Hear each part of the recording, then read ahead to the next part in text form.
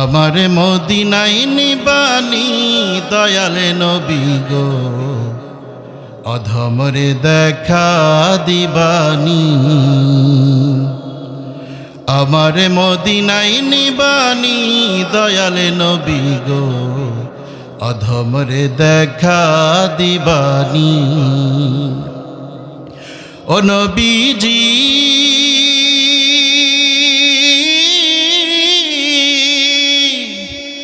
পাগল পাগল সবই পাগল, আসল পাগল কোথায় রে বল?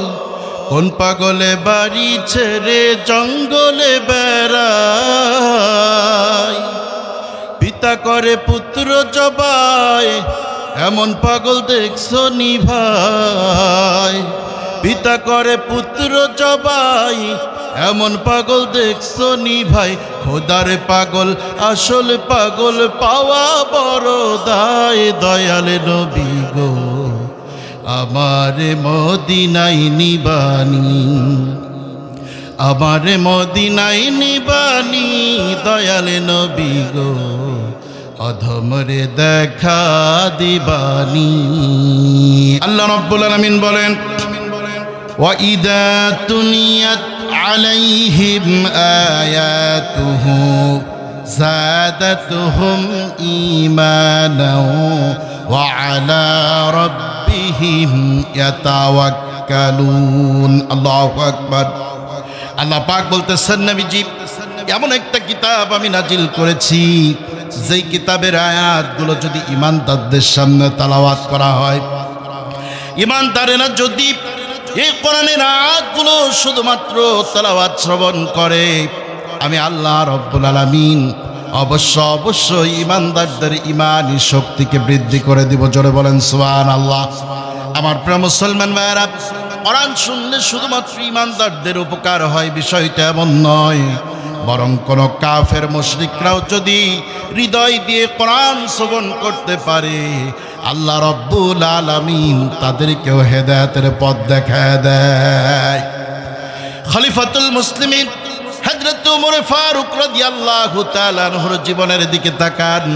হযরত ওমর তিনি বাড়ি থেকে বের হয়েছেন রাঙা তলোয়ার নিয়ে। ইসলাম তখনও কবুল করেন নাই, রাসূলুল্লাহর কল্লা কাটার জন্য বেরিয়েছেন। বন্ধু নাঈমের সঙ্গে দেখা হয়ে গেল। নাঈম ডেকে বলে, ওমর কোথায় যাও? হযরত ওমর ডেকে বলল, নাঈম রে, বেরিয়েছি আরবের বুকে একটা সন্তানের আবির্ভাব হয়েছে, যে কিনা নতুন এক ধর্ম নিয়ে এসেছে। এই ধর্ম গ্রহণ করে বাপ দাদার ধর্মকে চুনকালি মাখায়া দিয়া মানুষ নতুন দিনের দিকে ধাবিত হয়ে যাচ্ছে আমি শুনেছি। আমি বেরিয়েছি আজকে ওই আব্দুল্লাহর বেটা মোহাম্মদের কল্লা আগে কাটবো, তারপরে বাড়িতে এসে খাবার খাবো। বন্ধু নাঈম ডেকে বলল, ওমর রে, যেই মুহাম্মদুর রাসূলুল্লাহ সাল্লাল্লাহু আলাইহি ওয়াসাল্লামের কল্লা কাটার জন্য বেরিয়েছো ওমর, তুমি কি জানো নাকি ওই আব্দুল্লাহর বেটা মোহাম্মদ সাল্লাল্লাহু আলাইহি ওয়াসাল্লামের আনিত দিন কবুল করে তোমার বোন আর ভগ্নী প্রতি ঈমান এনে মুসলমান হয়ে গেছে। হযরত ওমর বললেন, যদি ঘটনা সত্য হয়, বোন আর ভগ্নীপতির ফয়সালা আগে হবে, রাসূলুল্লাহর ফয়সালা পরে হবে। হযরত ওমর চলে গেলেন নিজের বোনের বাড়িতে, দরজায় কোরআন আনলেন। একজন সাহাবী তখন বোন আর ভগ্নীপতিকে কোরআনের শিক্ষা দিতেছিলেন। হযরত ওমরের উপস্থিতি লক্ষ্য করে সাহাবী চকির নিচে লুকায়া গেলেন। বোন আর ভগ্নীপতি দরজা খুলে দিল। হযরত ওমর ভিতরে ঢুকলেন, বোনকে ডেকে বললেন, বোন রে, শুনেছি তোমরা নাকি ঈমান আনয়ন করেছো, ইসলাম কবুল করে নাকি মুসলিম হয়ে গেছো। বোন আর ভগ্নীপতি যেই না স্বীকার করেছে, হযরত ওমর ভগ্নীপতিরে অমনি পিটানো আরম্ভ করে দিয়েছে। এমন প্রখরাঘাত শুরু করেছে, বোন হাত চেপে ধরে বলতেছে, ভাই রে, মারতে যদি হয় আমারে মারো, আমার স্বামীর গায়ে একটা টুকাও দিও না। হযরত ওমর রাগান্বিত হয়ে গেলেন, বোনের কানের উপরে এত জোরে একটা করাঘাত করলেন, এক আঘাতে কানের তালু ফেটে গিয়া দরদর করে রক্ত ঝরতেছে। আমার প্রিয় মুসলমান ভাইরা, যত যাই হোক না কেন, হযরত ওমরের শরীরের মধ্যে যেই রক্ত, বোনের দেহের মধ্যে একই রক্ত। রক্ত দেখার পরে হযরত ওমরের দিলটা ঠান্ডা হয়ে গেছে। হযরত ওমর ডেকে বলতেছেন, বোন রে, এমন কি ধর্ম কবুল করেছো আর কোন কিতাবের শিক্ষা অর্জন করেছো? জীবন দিতে প্রস্তুত আছো, কিন্তু সেই ঈমান থেকে এক চুল পরিমাণ পিছপা হতে চাও না। দেখাও দেখি সেই কিতাবটা। বোন ডেকে বলল, ভাই রে, তুমি তো মুশরিক অবস্থায় আছো, অপবিত্র অবস্থায় আছো, তোমার কাছে কিতাব এখন দেওয়া যাবে না। হযরত ওমর জলদি করে গোসল করলেন, পবিত্র হলেন, সামনে এসে বললেন, কিতাবটা এবার আমারে শোনাও। বোন বুঝতে পেরেছে একটা কিতাব দেখার জন্য আমার ভাই যখন গোসল করতে পেরেছে, তার মানে আল্লাহ রব্বুল আলামিন হয়তোবা আমার ভাইয়ের দিলটাকে ইসলামের জন্য কবুল করে নিয়েছে। আমার প্রিয় মুসলমান ভাইরা, হযরত ওমরের সামনে কোরআন থেকে এবার তেলাওয়াত করা হলো। হযরত ওমর শুনতেছেন, বোন এবার তেলাওয়াত করে শোনায়া দিলেন, তাহা মা আনসালনা আলাইকাল কুরআনা লিতাশকা। আল্লাহু আকবার। তেলাওয়াত যখন শুনতেছিল, হযরত ওমর প্রকম্পিত হচ্ছিলেন। হযরত ওমর বললেন, বন্ডে তেলাওয়াত বন্ধ করে দাও, এ তেলাওয়াত আমি আর সহ্য করতে পারছি না, আমার জলদি করে নিয়ে চলো ইসলামের নবী মুহাম্মদুর রাসূলুল্লাহ সাল্লাল্লাহু আলাইহি ওয়াসাল্লামের দরবারে। রাসূলুল্লাহর দরবারে গিয়ে আমি ঈমান আনয়ন করতে চাই। সুবহানাল্লাহ। আমার প্রিয় মুসলমান ভাইরা, হযরত ওমর চলে গেলেন। বিশ্বনবী জনাবে মুহাম্মদুর রাসূলুল্লাহ সাল্লাল্লাহু আলাইহি ওয়াসাল্লাম তখন একজন সাহাবীর ঘরের মধ্যে বসা। হযরত ওমর উপস্থিত হয়েছেন, দরজায় কড়া নাড়লেন। চাচা আমির হামজা দাঁড়ায় আছে দরজার কাছে। ডেকে বললেন, ওমর রে, যদি ভালো কোনো উদ্দেশ্য নিয়ে তুমি আসো তোমারে সাধুবাদ জানাই, আর উদ্দেশ্য যদি তোমার খারাপ হয় তাহলে তোমারে শোনায় দেই, আগে আমি আমির হামজার লাশ এই জমিনের মধ্যে পড়বে, তারপরে আমার ভাতিজা পর্যন্ত পৌঁছাতে পারবা, তার আগে নয়। আমার প্রিয় মুসলমান ভাইরা, বিশ্বনবী রাহমাতাল লিল আলামিন চাচাকে ডেকে বললেন, চাচারে আমার দরজা খুলে দাও, ওমরকে আসতে দাও। ও চাচা, ওমরকে বাধা দিও না, কারণ আজকেও ফজরের নামাজের পরে আমি আল্লাহর দরবারে দুটি হাত তুলে দুইজন ব্যক্তির জন্য প্রার্থনা করেছিলাম। তার একজন হলো আবু জাহেল, আর একজন হলো ওমর ইবনুল খাত্তাব। আমার মন বলতেছে আমার দোয়াটা আবু জাহেলের জন্য আল্লাহ তাআলা কবুল করে নাই, কিন্তু ওমরের জন্য হয়তোবা আল্লাহ রব্বুল আলামিন আমার দোয়াটারে মঞ্জুর করে নিয়েছে। হযরত ওমর ভিতরে ঢুকলেন, বিশ্বনবীর কদম মোবারকে তরবারি রাখলেন, আর ডেকে বললেন, ইয়া রাসূলুল্লাহ, ইয়া হাবিবাল্লাহ, বাড়ি থেকে বেরিয়েছিলাম আপনার কল্লা কাটার জন্য, ওগো নবীজি, কিন্তু এই কোরআন আমারে পাগল পারা করে দিয়েছে। এ কোরআন শোনার পরে নিজের আর স্থির রাখতে পারি নাই।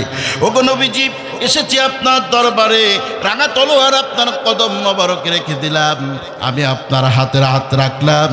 ইয়া রাসূলুল্লাহ, ইয়া হাবিবাল্লাহ, জলদি করে আপনি আমারে পড়ায় দেন ঈমানের কালিমা, আশহাদু আল্লা ইলাহা ইল্লাল্লাহু ওয়াহদাহু লা শারীকা লাহু ওয়া আশহাদু আন্না মুহাম্মাদান আবদুহু ওয়া রাসূলুহু। জোরে বলেন আল্লাহু আকবার। আমার প্রিয় মুসলমান ভাইরা, হযরত ওমর রাসূলুল্লাহর হাতে হাত রেখে ঈমানের কালিমা পড়ে মুসলিম হয়ে গেলেন। হযরত ওমর ডেকে বললেন, ইয়া রাসূলুল্লাহ, ইয়া হাবিবাল্লাহ, নবীজি, এতদিন পর্যন্ত ইসলামের দাওয়াত হয়েছে গোপনে, আজকে থেকে আর গোপনে নয়, চলবে প্রকাশ্যে। সুবহানাল্লাহ বলেন, আরো জোরে সুবহানাল্লাহ বলেন। হযরত ওমর ডেকে বললেন, ওগো নবীজি, আপনার সেই সমস্ত সাহাবীদেরকে ডাকেন, সঙ্গে নিয়ে চলেন সেই কাবার চত্বরে। আজকে ইসলামের পক্ষে একটা মিছিল দিতে চাই, আমি দেখতে চাই এই আরবের ভূখণ্ডে কোন বাবার সন্তান আছে হযরত ওমর সামনে দাঁড়াতে পারে। চিল্লায় বলেন আল্লাহু আকবার। আমার প্রিয় মুসলমান ভাইরা, সেই দিন হযরত ওমর যেই স্লোগান দিয়েছিলেন, এই স্লোগান আজও মুসলমানরা দিলে ঈমানের জোর বৃদ্ধি পায়, কথা বলেন ঠিক কিনা? আর বাতিলদের অন্তরে প্রকম্পন শুরু হয়ে যায়, মুনাফিকরা এই স্লোগান সহ্য করতে পারে না। আমার প্রিয় মুসলমান ভাইয়েরা, যেই দলের কর্মসূচির মধ্যে, স্লোগানের মধ্যে সেই নারায়ে তাকবীরের প্রতিধ্বনি থাকে না, ও মুসলমানেরা, মুসলমানদের সন্তানদের জন্য ওই দল করা জায়েজ নাই, জায়েজ নাই, কথা বলো ঠিক কিনা? হযরত ওমর সেদিন যেই তাকবীর দিয়েছিলেন সেই তাকবীর দেওয়া যাবে ইনশাআল্লাহ? প্রাণ খুলে বলা যাবে ইনশাআল্লাহ?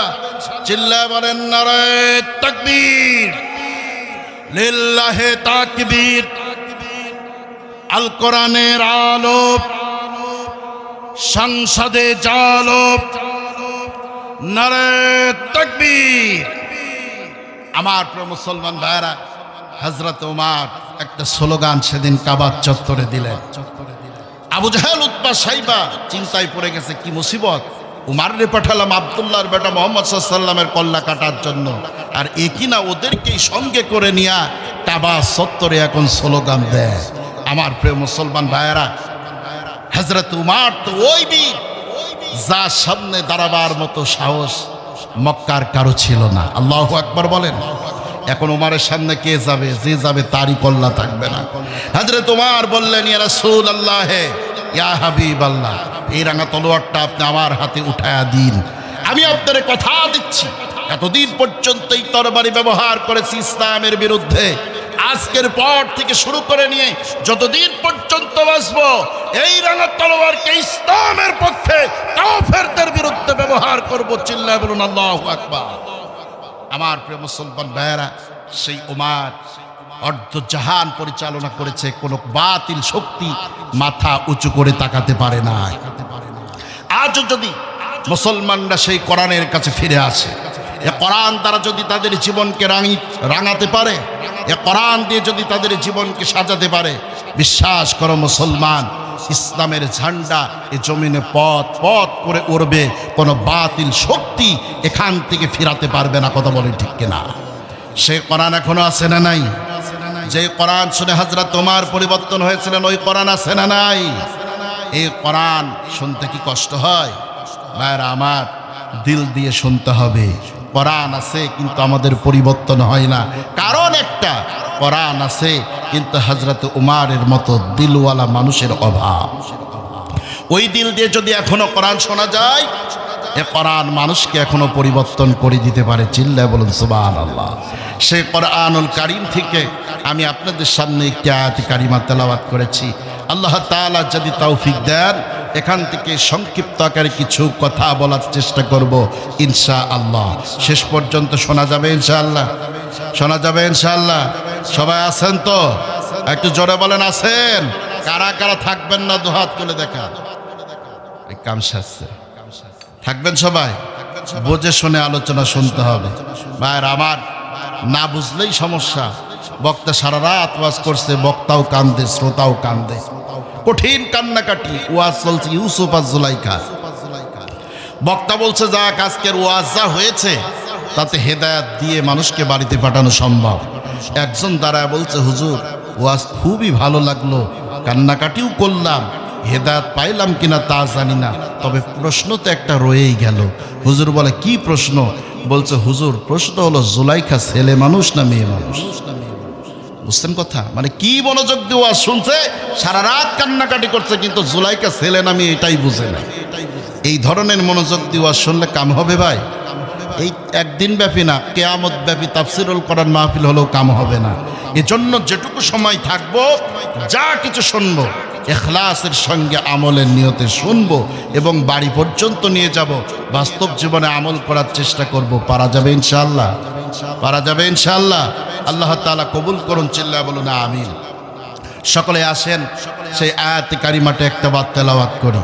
সকলেই আমার সঙ্গে ঠোঁট নাড়িয়ে পড়েন, আউযু বিল্লাহি মিনাশ শাইতানির রাজীম, বিসমিল্লাহির রহমানির রহিম। التائبون العابدون الحامدون السائحون الراكعون الساجدون الآمرون بالمعروف والناهون عن المنكر والحافظون لحدود الله وبشر المؤمنين صدق الله العلي العظيم صدق رسوله النبي الكريم সম্মানিত ভাইরা আমার, আল্লাহ তাআলা এই আয়াতের মধ্যে 9টি গুণাবলী বর্ণনা করেছেন। জোরে বলেন কয়টা? সবাই জবান ছেড়ে বলতে হবে কয়টা? আরো জোরে বলেন কয়টা? 9টা গুণাবলী আল্লাহ তাআলা বর্ণনা করেছেন। আর আগের আয়াতে আল্লাহ তাআলা জানিয়ে দিলেন, বান্দা এই 9টি গুণাবলী যারা অর্জন করবে, 9টি গুণাবলী অর্জন করে যারা প্রকৃত ঈমানদার হতে পারবে, আল্লাহ তাআলা ওই ঈমানদারদের জান আর মালকে জান্নাতের বিনিময়ে কিনে নেবেন। চিল্লায় বলুন সুবহানাল্লাহ। তাহলে আমরা সবাই আমাদের জান আর মাল আল্লাহর কাছে জান্নাতের বিনিময়ে বিক্রি করতে চাই? সকলেই চায়।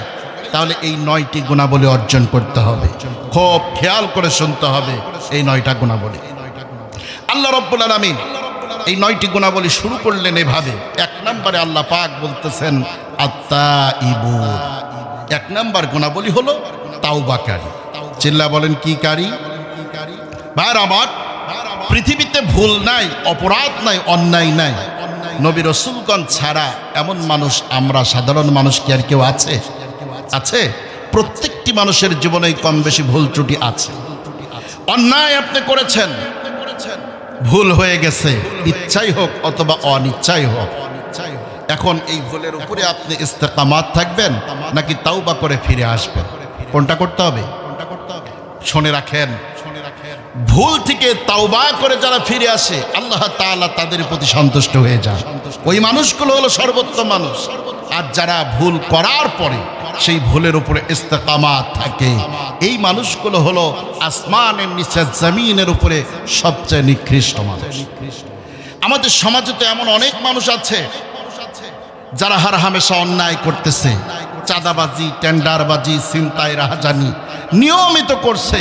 এটা যে অন্যায়, এটাকে অন্যায় মনে করে না, এমন মানুষ আছে না নাই? আরো জোরে বলেন আছে না নাই?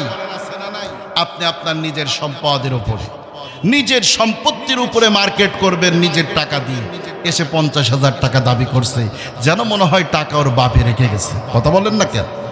ভাইরা আমার, এই যে আপনি অন্যায় করছেন, এই অন্যায়কে যদি আপনি অন্যায় মনে না করেন, তাহলে মনে রাখবেন আপনি হলেন এই সমাজের সবচেয়ে নিকৃষ্ট মানুষ। এ কথা আমার নয়, কথা কার? জোরে বলেন কার? আমার প্রিয় মুসলমান ভাইয়েরা, 2টা উদাহরণ দিলে বিষয়টা পরিষ্কার হয়ে যাবে। লক্ষ্য করে, হযরত আদম আলাইহিস সালামকে আল্লাহ তাআলা সৃষ্টি করলেন, তৈরি করলেন, জান্নাতের মধ্যে রাখলেন। ফেরেশতাদেরকে আল্লাহ রাব্বুল আলামিন এবার একটা অর্ডার করলেন। আল্লাহ রাব্বুল আলামিন কোরআনুল কারীমের মধ্যে বলেন, ওই দিন সমস্ত ফেরেশতাদেরকে আল্লাহ রাব্বুল আলামিন ডেকে বলেছিলেন, ওয়া ইদ কুলনা লিল মালাইকাতি ইসজুদু লি আদম। আল্লাহ রাব্বুল আলামিন সমস্ত ফেরেশতাদেরকে ডেকে বললেন, ও ফেরেশতারা, তোমরা আমার আদমকে সিজদা করো। আল্লাহ রাব্বুল আলামিন এই অর্ডার যখন করলেন, ফাসাজাদু, সমস্ত ফেরেশতারা সঙ্গে সঙ্গে সিজদায় পড়ে গেল। শুধুমাত্র একজন সিজদা করে নাই। আল্লাহ পাক বলতেছেন, ইল্লা ইবলিস, ইবলিস ব্যতীত সবাই সেদিন হযরত আদম আলাইহিস সালামকে সিজদা করেছিল। আল্লাহ রাব্বুল আলামিন ডেকে বলল, রে ইবলিস, আমি যখন সবাইকে সিজদা করার জন্য অর্ডার করলাম, সমস্ত ফেরেশতা মণ্ডলী সিজদা করলো, তুমি কেন সিজদা করলে না? আল্লাহ তাআলার এই হুকুমটা কেন অমান্য করলে? এই ইবলিস নিজের ভুল স্বীকার না করে, অনুতপ্ত না হয়ে, বরং সে যুক্তি দাঁড় করালো। আল্লাহ রাব্বুল আলামিনকে এবার ডেকে বলল, আমি কেন সিজদা করি নাই সেইটা আপনারে শোনাচ্ছি। ইবলিস ডেকে বলল, قال أنا خير منه خلقتني من نار وخلقته من طين আল্লাহু আকবার। ইবলিস ডেকে বলল, আমি তো আদমের চেয়ে উত্তম, কারণ হলো খলাকতানি মিন নার, আমাকে তৈরি করা হয়েছে আগুন দ্বারা, ওয়া খলাকতাহু মিন তিন, আর আদমকে বানানো হয়েছে সামান্য মাটি দ্বারা। আমার এত পাওয়ার, আমি ইচ্ছে করলে আদমরে পোড়ায়া সরকার করে দিতে পারি। সুতরাং আমি তো আমার মস্তকটাকে সে আদমের সামনে নত করতে পারি না। চিল্লা বলেন নাউজুবিল্লাহ। আর আমার ইবলিস একটা অন্যায় করলো, আল্লাহ তাআলার একটা বিধানকে অমান্য করলো, যার জন্য আল্লাহ তাআলা তাকে ভৎসনা দিয়ে, লানত দিয়ে জান্নাত থেকে বিতাড়িত করলেন। চিল্লা বলেন আল্লাহু আকবার। সেই ইবলিস আজও পর্যন্ত তাওবা করে নাই, ফিরে আসে নাই, কিয়ামত পর্যন্ত ফিরে আসার কোনো সম্ভাবনা নাই। প্রক্ষান্তরে হযরত আদম আলাইহিস সালামকেও আল্লাহ তাআলা একটা অর্ডার করলেন, তিনিও সেটা শয়তানের প্রমন্ত্রণায় পড়ে অবজ্ঞা করে বসলেন। সেই অর্ডারটা কি ছিল?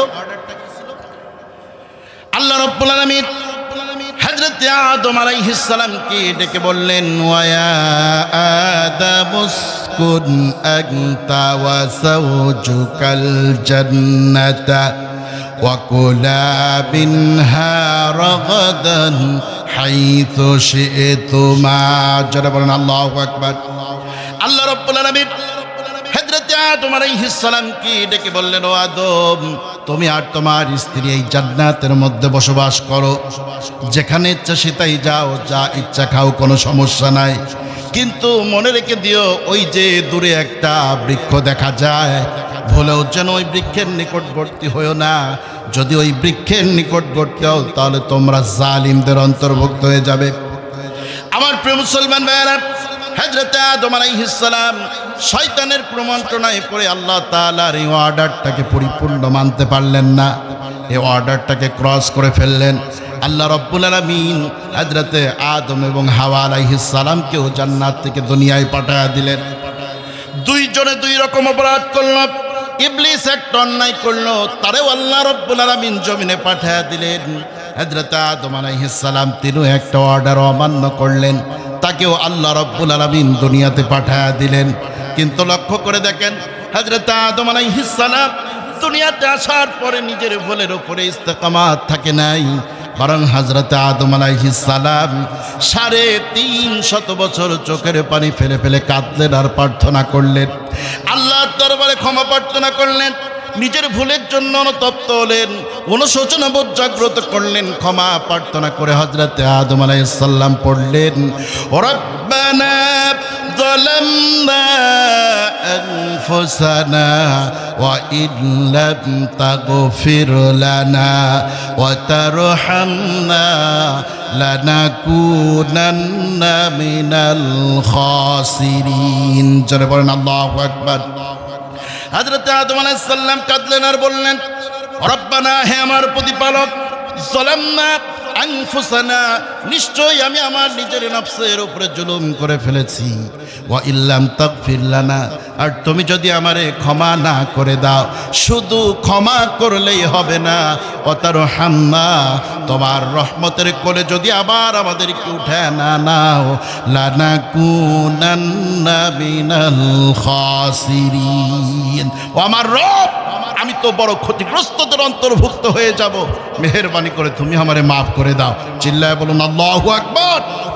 আমার প্রিয় মুসলমান ভাইরা, হযরত আদম আলাইহিস সালাম কাঁদলেন আর ক্ষমা প্রার্থনা করলেন। আল্লাহ তাআলা হযরত আদম এবং হযরত হাওয়া আলাইহিস সালাতু ওয়াস সালামদেরকে মাফ করে দিলেন। শুধু ক্ষমা করলেন তাই নয়, বরং হযরত আদম আলাইহিস সালামকে আল্লাহ তাআলা তার নবুয়তের কোলে তুলে নিলেন। সুবহানাল্লাহ। রহমতের কোলে উঠিয়ে নিয়ে নবুয়তের গুরু দায়িত্ব দিয়া পৃথিবীর জমিন আল্লাহ তাআলা হযরত আদম আলাইহিস সালামকে সম্মানিত করে দিয়েছেন। চিল্লায় বলুন সুবহানাল্লাহ। এজন্য ভুল করার পর ভুলের উপরে যেই ব্যক্তি ইস্তেকামাত থাকবে, এ হলো জমিনের সবচেয়ে নিকৃষ্ট মানুষ। কিন্তু যেই মানুষটা ভুল করার পর তাওবা করবে, ইস্তিগফার করবে, ফিরে আসবে, আল্লাহ তাআলার কাছে এই লোকটা সবচেয়ে দামি। চিল্লায় বলুন সুবহানাল্লাহ। আমার প্রিয় মুসলমান ভাইরা, রাসূল আকরাম সাল্লাল্লাহু আলাইহি ওয়াসাল্লাম বলেছেন, উম্মত শোনো, সাহাবীদের সামনে বিশ্বনবী বলতেছেন, ও আমার সাহাবীরা তোমরা বলো তো দেখি, একজন ব্যক্তি একটা উটের পৃষ্ঠে সমস্ত খাবার দাবার সব কিছু বোঝাই করে নিয়ে রওনা করেছে মরুভূমির উত্তপ্ত প্রান্তর দিয়া। অনেক দূর চলে গেছে, 100 মাইল দূরে চলে গেছে। গন্তব্যে পৌঁছাতে আরো 100 মাইল যাওয়া লাগবে। লোকটা এই সময় ক্লান্ত শরীর নিয়ে একটু বিশ্রাম নিতে গিয়েছে। হঠাৎ করে লোকটা ঘুম থেকে উঠে দেখতেছে তার সেই মালামাল বোঝাই করা উটটা সেখানে আন্নায় হারায় গেছে। সাহাবীদেরকে বিশ্বনবী বলতেছেন, ও আমার সাহাবীরা বলো তো দেখি ওই মানুষটার অবস্থা কেমন হবে, তখন কেমন পেরেশানি আসবে। সাহাবীরা বলতেছেন, নবীজি লোকটার তো মৃত্যু ছাড়া আর কোনো উপায় নাই, কারণ সামনে যেতে হলে আরো 100 মাইল যেতে হবে, পিছনে ব্যাক আসতে হলো 100 মাইল। উত্তপ্ত মরুভূমির মধ্যে যানবাহন ছাড়া খালি পায়ে হেঁটে হেঁটে এই পথ অতিক্রম করা সম্ভব নয়। বিশ্বনবী বলতেছেন, সাহাবীরা রে, হঠাৎ করে লোকটা তাকায় দেখলো দূরে তার উটটারে দেখা যায়, উটটা যেন তার দিকে আবার ফিরে আসতেছে। বিশ্বনবী বললেন, সাহাবীরা বলো তো দেখি ওই লোকটার কেমন আনন্দ হবে। সাহাবীরা বলতেছেন, নবীজি এমন আনন্দ ওই লোকটার হবে যেটা বাঁচায় প্রকাশ করা সম্ভব নয়। আল্লাহর রাসূল বলতেছেন, সাহাবীরা সাক্ষী থাকো, আমি তোমাদেরকে শোনায় দেই। আল্লাহর কোন বান্দা পাপ করার পরে যখন জাহান্নামের কিনারায় চলে যায়, আর ওই জায়গা থেকে বান্দা যখন অনুশোচনার আগুনে নিজের জীবনটার জ্বালায়া দিয়া তাওবা ইস্তিগফার করে যখন আল্লাহর দরবারে ফিরে আসে, আমার আল্লাহ রব্বুল আলামিন ওই উট ফিরে পাওয়া ব্যক্তি যেই পরিমাণ খুশি হয়েছে তার চেয়ে লক্ষ কোটি গুণ বেশি আমার আল্লাহ রব্বুল আলামিন তার প্রতি খুশি হয়ে যায়। সুবহানাল্লাহি বিহামদি। আমার প্রিয় মুসলমান ভাইরা, সুতরাং ভুল জীবনে হয়েছে, অন্যায় করেছেন, অন্যায়ের উপরে ইস্তেকামাত থাকার সুযোগ নাই। তাওবা করে ইস্তিগফার করে যদি ফিরে আসা যায়, আল্লাহ তাআলা তার সম্মান বাড়িয়ে দিবেন। চিল্লায় বলুন সুবহানাল্লাহ। আমার প্রিয় মুসলমান ভাইরা, তবে এই ক্ষেত্রে মনে রাখতে হবে, সেই ভুল সেই অন্যায়ের জন্য আপনাকে 3টি কাজ করতে হবে। জোরে বলেন কয়টা? আরো জোরে চিল্লায় বলেন কয়টা? তাওবাতান নাসুহা করতে হবে। তাওবাতান নাসুহার শর্ত হলো 3টা। 1 নাম্বার, আপনি যে জীবনে ভুল করেছেন এই ভুলের স্বীকৃতি দিতে হবে।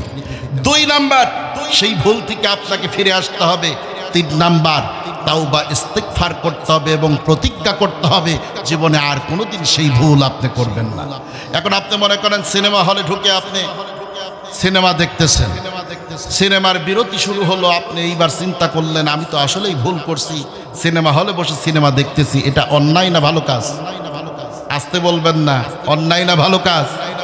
তা আমি তো অন্যায় করতেছি, সুতরাং তাওবা করা দরকার। সিনেমা হলের মধ্যে বসেই আপনি পড়লেন আস্তাগফিরুল্লাহ রব্বি, বলার পরে বিরতির পর বাকি সিনেমাটুকু আবার দেখে তারপর বের হলেন। বলেন তো এই তাওবার কি কোনো দাম আছে? কোনো দাম আছে? বিষয়টা হলো এমন, সিগারেটের প্যাকেটে লেখাই আছে ধূমপান স্বাস্থ্যের জন্য ক্ষতিকর, ধূমপান ক্যান্সার ঘটায়, ধূমপান মৃত্যুর কারণ। এইটা পড়ার পরেও যেই সিগারেট খোর সে দেখা যাচ্ছে ওই প্যাকেটটারে শক্ত করে চেপে ধরে যেন লেখাটা হাত থেকে বের না হতে পারে। এরপরে শলাকা বের করে মুখে ধরা টানা শুরু করে। কথা বললেন না কেন?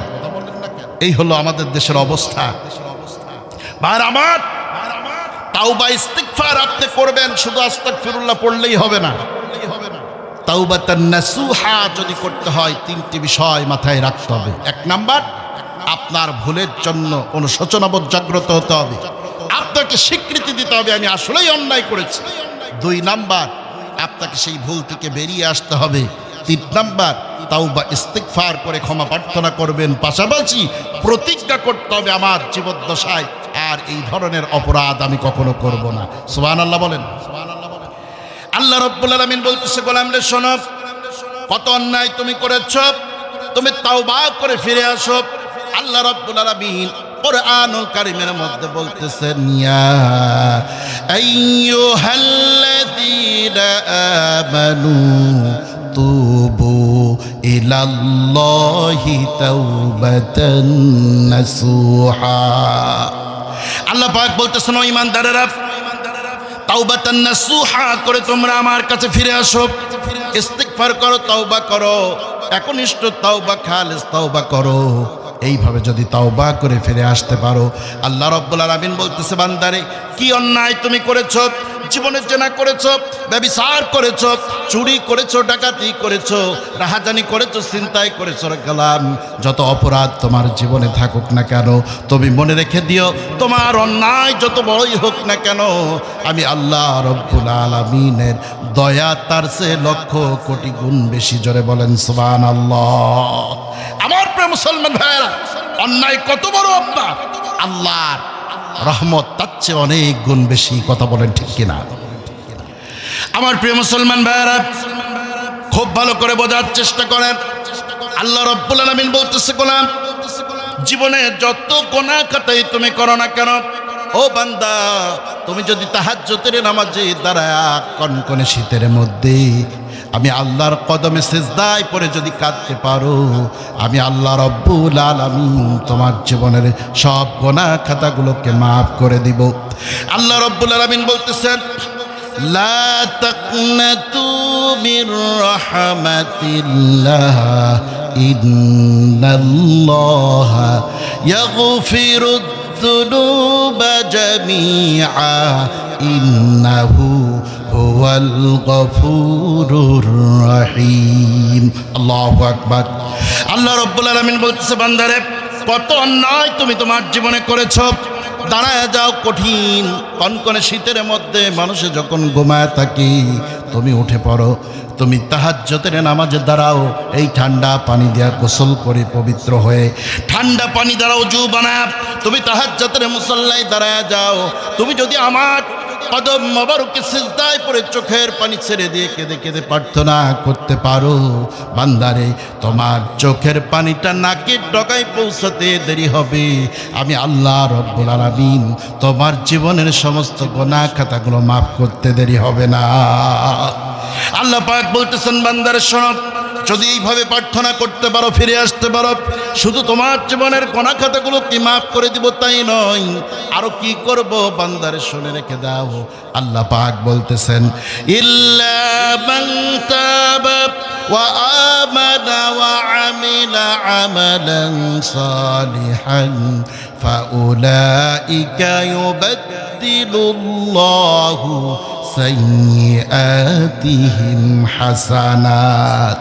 আল্লাহ পাক বলতেছে, গোলাম রে যদি এইভাবে তাওবা করতে পারো, যদি ফিরে আসতে পারো, আর যদি একনিষ্ঠ ঈমান আনতে পারো, আমি আল্লাহ রাব্বুল আলামিন তোমার জীবনের সব গুনাহ খাতাগুলোকে মাফ করে তো দেবই, শুধু মাফ করে দেব তাই নয়, বরং তোমার জীবনের পিছনের যে গুনাহ খাতাগুলো তোমার জীবনে ছিল, ওই গুনাহ খাতাগুলোকে আমি আল্লাহ রাব্বুল আলামিন নেকি দ্বারা পরিবর্তন করে দেব।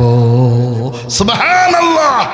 আমার প্রিয় মুসলমান ভাইয়েরা, এমন একজন রব যাদের আছে তাদের কি চিন্তার কোনো কারণ থাকতে পারে? আরো জোরে বলেন, কোনো কারণ থাকতে পারে? কিন্তু অনুশোচনার আগুনে নিজেকে জ্বালাতে হবে।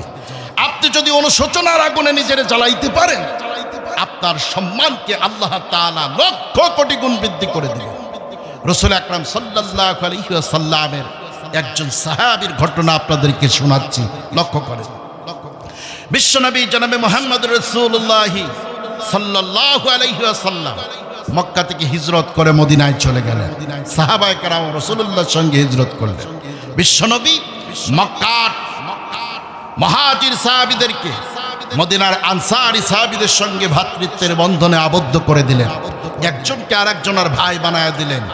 আপন ভাই নাকি দ্বীনি ভাই? যারা বলেন কোন ভাই?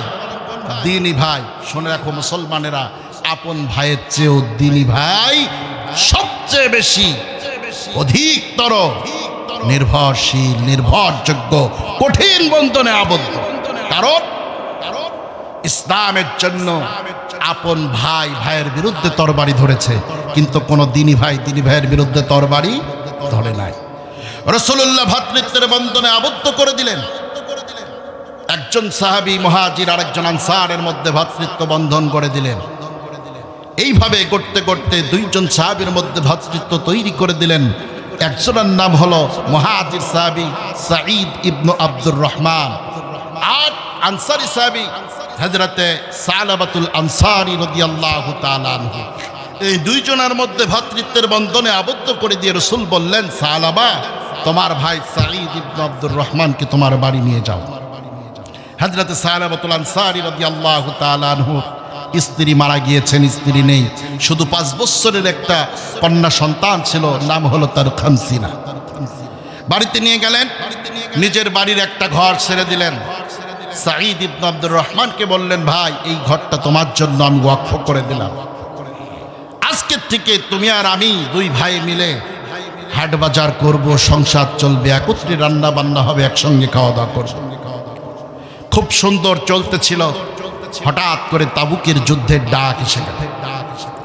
রাসূল আকরাম সাল্লাল্লাহু আলাইহি ওয়াসাল্লাম সাহাবীদেরকে রিক্রুট করলেন, প্রস্তুত করলেন জিহাদের ময়দানের জন্য। বিশ্বনবী সালাবাতুল আনসারীকে বললেন, সালাবা তুমি বাড়িতে থাকবা, আর সাঈদ ইবনে আব্দুর রহমান জিহাদের ময়দানে যাবে। বিশ্বনবী সাহাবীদেরকে সঙ্গে করে নিয়ে জিহাদের ময়দানে চলে গেলেন। তাবুকের প্রান্তরে, মদিনা থেকে তাবুক বহু দূরের রাস্তা। সালাবাতুল আনসারী বাড়িতে আছেন, সাঈদ ইবনে আব্দুর রহমান রাদিয়াল্লাহু তাআলা আনহু তার স্ত্রী ওই বাড়িতে আছেন। সালাবাতুল আনসারী কাঠ কেটে আনেন জঙ্গল থেকে, এটা বিক্রি করে হাট থেকে বাজারে হাট করে আনেন। সাঈদ ইবনে আব্দুর রহমানের স্ত্রী রান্না বান্না করে দেন, সকলেই খাওয়া দাওয়া করেন, খুব সুন্দর চলতেছে। হঠাৎ করে একদিন দুপুরবেলা সালাবাতুল আনসারী জঙ্গল থেকে কাঠ কেটে নিয়ে বাড়িতে আসলেন, উঠানের উপরে কাঠটারে রাখলেন। হঠাৎ করে তার মনের মধ্যে শয়তান প্রমন্ত্রণা দিল, সালাবা তোর ভাই সাঈদ ইবনে আব্দুর রহমানের স্ত্রীর দিকে তাকায় দেখ, কত সুদর্শন, কত সুন্দরী একজন রমণী। সালাবাতুল আনসারী ঘরের দরজায় গেলেন। সাঈদ ইবনে আব্দুর রহমান রাদিয়াল্লাহু তাআলা আনহুর স্ত্রীর শুধু হাতটা স্পর্শ করেছেন, সঙ্গে সঙ্গে সাঈদ ইবনে আব্দুর রহমান রাদিয়াল্লাহু তাআলা আনহুর স্ত্রী ডেকে বললেন, সালাবা ইত্তাকিল্লাহ, ভয় করো কাকে? আল্লাহকে ভয় করো। জোরে বলুন, কাকে ভয় করতে হবে?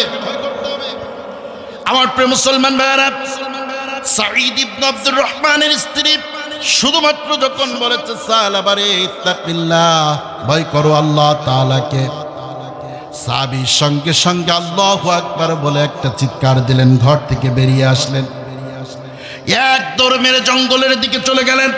কাঁদলেন আর শুধুমাত্র বলতে থাকলেন, ইয়া ইলাহি আনতা আনতা ওয়া আনা আনা, আনতাল আওয়াদু বিল মাগফিরা ওয়া আনাল আওয়াদু বিয-যুনুব। ওগো আমার রব আল্লাহ, তুমি তো সেই রব যে কিনা বারবার তার গোলামকে ক্ষমা করতে পছন্দ করো, আর আমি তো তোমার সেই গোলাম যে কিনা বারবার ভুল করতে পছন্দ করি। সাহাবী কাঁদতে কাঁদতে চলে গেলেন পাহাড়ের দিকে। কয়েকদিন হয়ে গেল সাহাবী বাড়ি ফেরেন না, কোনো খোঁজ খবর নাই। এদিকে তাবুক যুদ্ধে থেকে মুসলমানরা বিজয় হয়ে মদিনাতে ফিরে আসলেন। রাসূলুল্লাহ মদিনায় সাহাবীদেরকে নিয়ে ফিরে আসলেন। সাঈদ ইবনে আব্দুর রহমান রাদিয়াল্লাহু তাআলা আনহু বাড়ি চলে গেলেন। স্ত্রীকে জিজ্ঞাসা করলেন, আমার ভাই সালাবা কোথায়? স্ত্রী ডেকে বলল, প্রাণের স্বামী রে আমার, এই ঘটনা ঘটেছিল। আমি যখন শুধুমাত্র তারে বলেছি ইত্তাকিল্লাহ, ভয় করো আল্লাহকে, সঙ্গে সঙ্গে চিৎকার দিয়ে কান্না করতে করতে বাড়ি থেকে বেরিয়ে গেছে। আজকে কয়েকটা দিন হয়ে গেছে সালাবার বাড়িতে ফিরে নাই। সাহাবী বের হয়ে গেলেন, খোঁজাখুঁজি আরম্ভ করলেন। খুঁজতে খুঁজতে পাহাড়ের চূড়ায় গিয়ে পেয়ে গেলেন। হাত ধরে বললেন, সাহাবারে বুঝতে পেরেছি শয়তানের প্রমন্ত্রণায় পড়ে ভুল করেছো, আমি তোমারে মাফ করে দিয়েছি, চলো আমার সঙ্গে বাড়ি ফিরে চলো। সাহাবী বললেন, আমি আগেই বাড়ি যেতে চাই না, তুমি আগে আমারে নিয়ে চলো আল্লাহর রাসূলের দরবারে। বিশ্ব নবী যদি আমারে ক্ষমার ঘোষণা দেয় তারপরে বাড়ি ফিরতে চায়।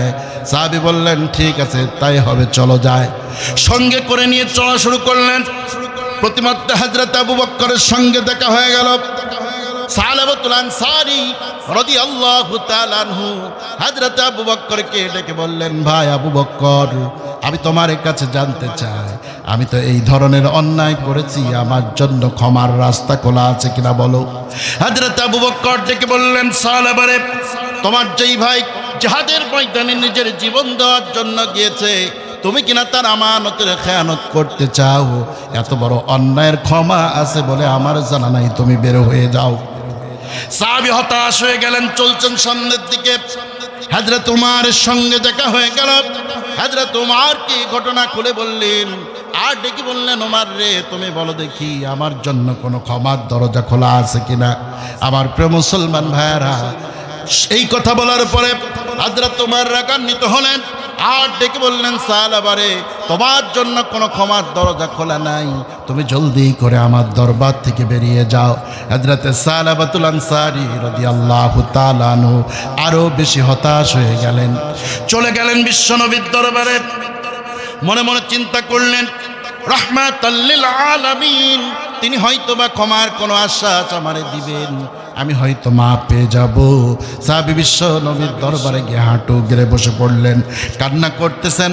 ঘটনা খুলে বললেন আর বললেন, ইয়া রাসূলুল্লাহ, ইয়া হাবিবাল্লাহ, নবী গো, আপনি বলেন তো দেখি আমার জন্য ক্ষমার দরজা খোলা আছে কিনা। বিশ্ব নবীর চেহারাটা রক্তিম বর্ণ হয়ে গেল। আল্লাহর রাসূল ডেকে বললেন, ওগো সাহাবা, তোমার যেই ভাই আল্লাহর রাস্তায় নিজের জীবন দেওয়ার জন্য জিহাদের ময়দানে গিয়েছে, আর তুমি কিনা তার স্ত্রীর আমানতের খেয়ানত করতে চাও, এত বড় অপরাধের ক্ষমা আছে বলে আমি রাসূলুল্লাহ জানা নাই। বের হয়ে যাও তুমি আমার দরবার থেকে, তোমার জন্য কোনো ক্ষমা নাই। সাহাবী হতাশ হয়ে গেলেন।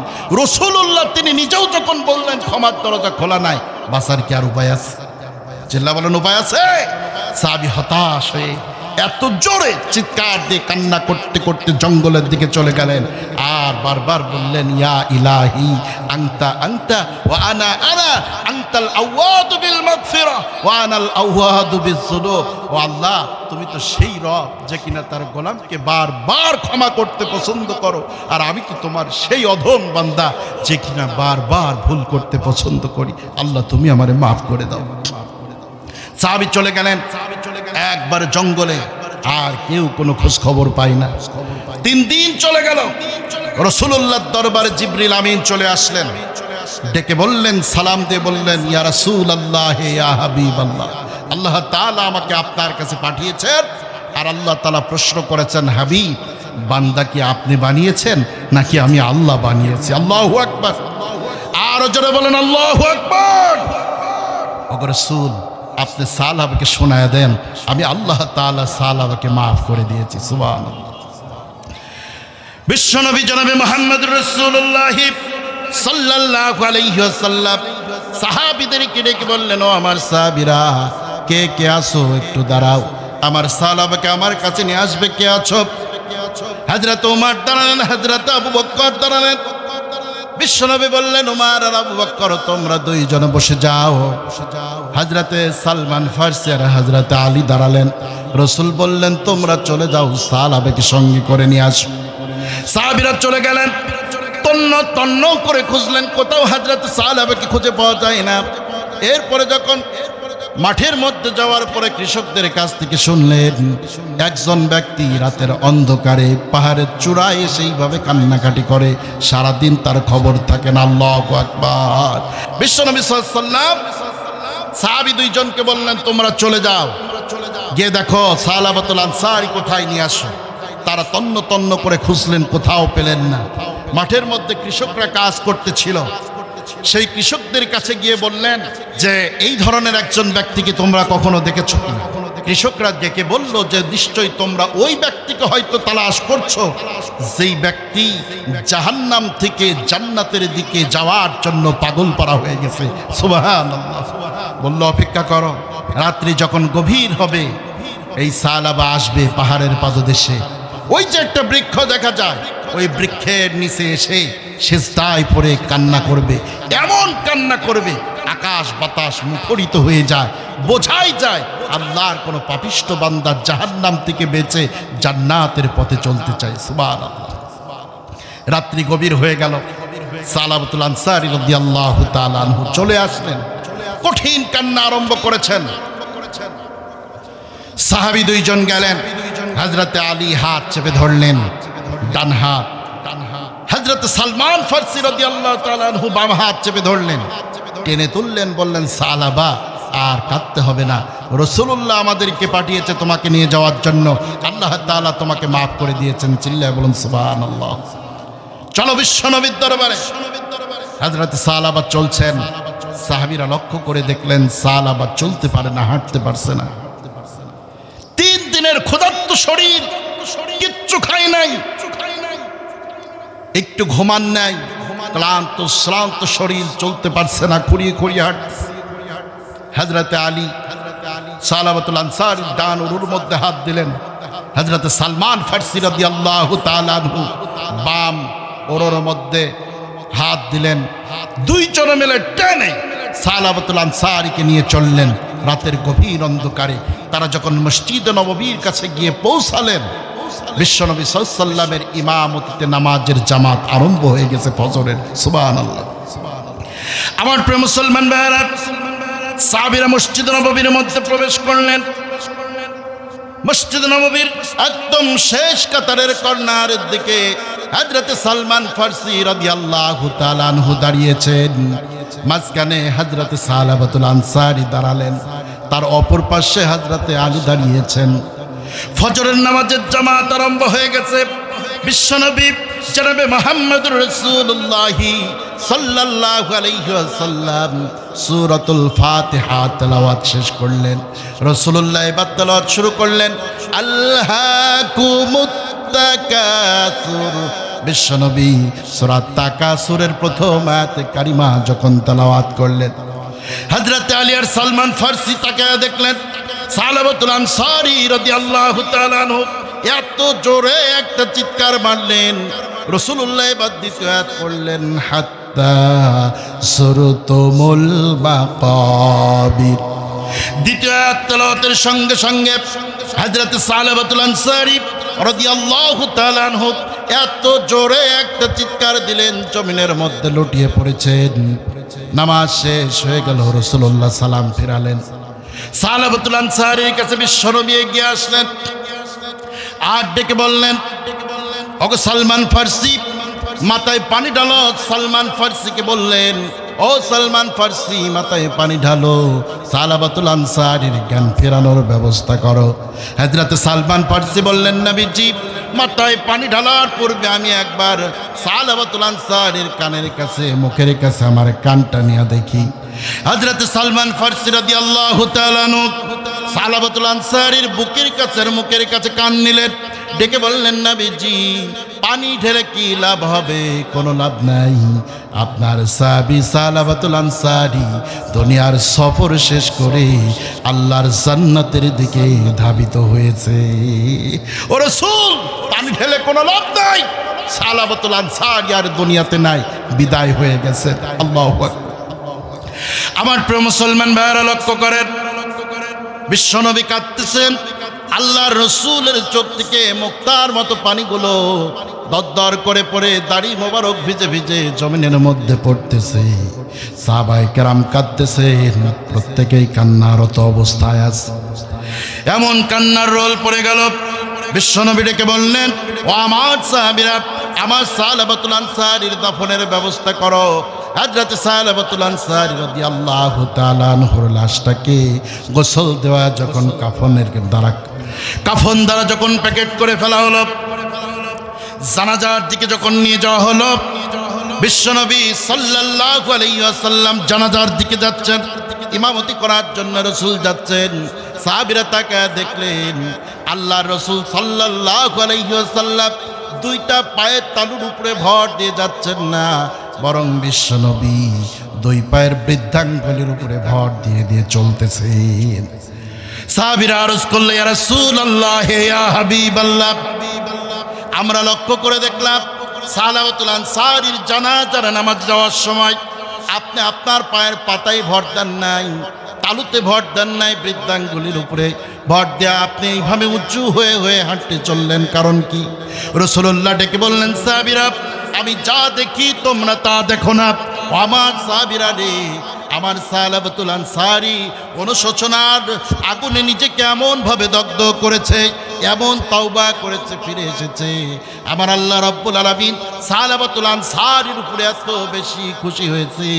আমি তাকায় দেখলাম এই সালাবাতুল আনসারীর জানাজার নামাজে শুধু তোমরা নও, আসমানের রহমতের ফেরেশতারা এমনভাবে অংশগ্রহণ করেছে, আমি তাকায় দেখলাম ফেরেশতাদের আধিক্যের কারণে, সংখ্যাধিক্যের কারণে আমি রাসূল পুরো পায়ের পাতা তালুটা জমিনের উপরে বিছিয়ে দেব, সেই জায়গাটুকু পর্যন্ত আমি ফাঁকা পাই নাই।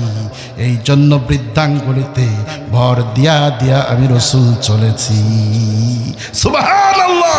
আমার প্রিয় মুসলমান ভাইরা, তাওবা করে কোনো বান্দা যদি ফিরে আসে, অনুশোচনার আগুনে যদি নিজের দগ্ধ করে দেয়, আল্লাহ তাআলা তার ইজ্জত এমনভাবে বাড়িয়ে দেয়।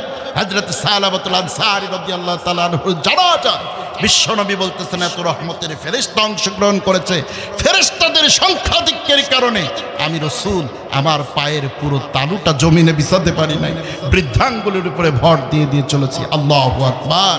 ভাইরা আমার, তাওবা করে কেউ যদি ফিরে আসে, পাপ থেকে যদি ফিরে আসতে পারে, আল্লাহ রাব্বুল আলামিন তার সম্মান আর ইজ্জতকে এইভাবে বৃদ্ধি করে দেয়। চিল্লায়া বলুন সুবহানাল্লাহ।